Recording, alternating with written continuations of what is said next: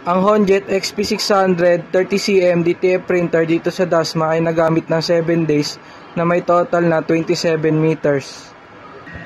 Copy, printer head, head clean,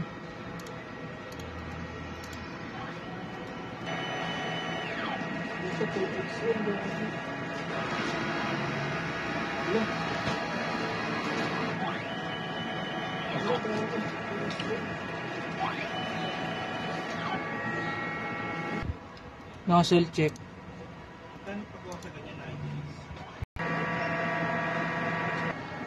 Ang ink system ay nasa tamang level lang.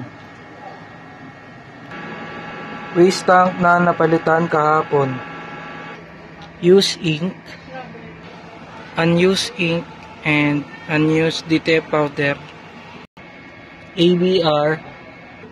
Ngayong week ay nakagamit ako ng isang DTF cleaning solution at isang white ink.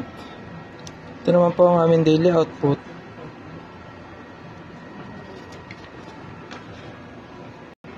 At printer daily checklist.